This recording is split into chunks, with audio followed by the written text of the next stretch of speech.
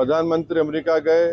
हम भी चाहते हैं कि भारत और अमेरिका के ताल्लुकात में और और मजबूत हों, अच्छे हों और भारत अमेरिका के ताल्लुकात में बेहतरी के लिए H1 जो हमारे वीज़ा है स्टूडेंट का वो ज़्यादा रुका हुआ है, वो जल्दी हल हो।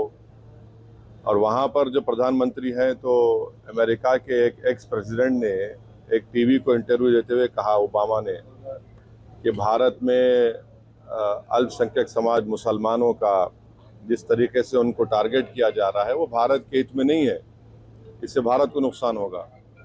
तो ये वो बराक ओबामा है जिसको हमारे देश के वजीर आज़म प्रधानमंत्री ने वो फेमस सूट पहना था जिस पर उनका नाम लिखा हुआ था, अपने हाथों से चाय पिलाई, और वो खुद आज ये बात कह रहे हैं।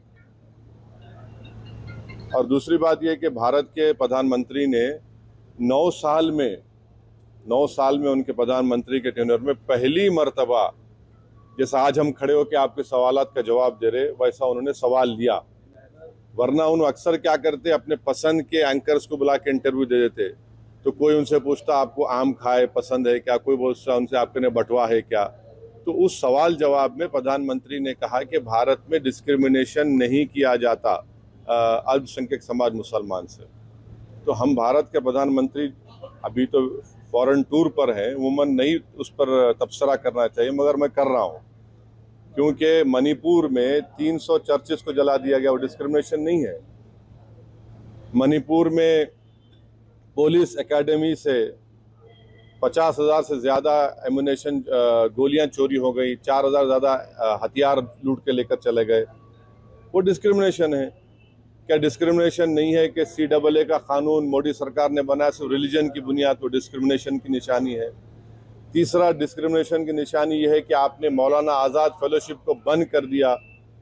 हमारे अल्पसंख्यक समाज के बच्चे अपना फेलोशिप कर पाएंगे ना PhD कर पाएंगे। आपने प्री मैट्रिक स्कॉलरशिप को रिस्ट्रिक्ट कर दिया। और गौ रक्षक जिसको चाहे पकड़ते हैं, जिसको चाहे मार देते हैं, वो डिस्क्रिमिनेशन नहीं है क्या? ये डिस्क्रिमिनेशन है यहाँ पर। ये सबका साथ, सबका विश्वास, सबका विकास, सबका प्रयास, ये बहुत अच्छा है, डायलॉग अच्छा है, मगर ज़मीन पर तो कुछ दिखता ही नहीं है ना। और फिर डिस्क्रिमिनेशन की मिसाल सबसे बड़ी है कि बीजेपी के पास 300 MP है, एक मुसलमान MP नहीं है, एक मुस्लिम मिनिस्टर नहीं है। ये डिस्क्रिमिनेशन की मिसालें आपके सामने रख रहा हूं मैं। और हम उम्मीद करते हैं कि प्रधानमंत्री आप लोगों से तो खुल के बात करें ना। ऐसा एक ओपन प्रेस कॉन्फ्रेंस प्रधानमंत्री कर लें दिल्ली में, एक 50-60 जर्नलिस्ट को बुलाकर, तुमको जो पूछना है पूछो प्यारे, दिल खोल के पूछो, मैं आज जवाब दूंगा। विदेश में जाकर देते, यहाँ देने, भारत में देने से उनको इतना क्यों पिछड़ जाते हो? जब से भाजपा की सरकार बनी है, सबसे ज्यादा अगर किसी को मार्जिनलाइज किया गया, एलिनेट किया गया, सबसे ज्यादा डिस्क्रिमिनेशन किसी से हुआ तो वो दलित, आदिवासी और मुस्लिम समाज को किया गया।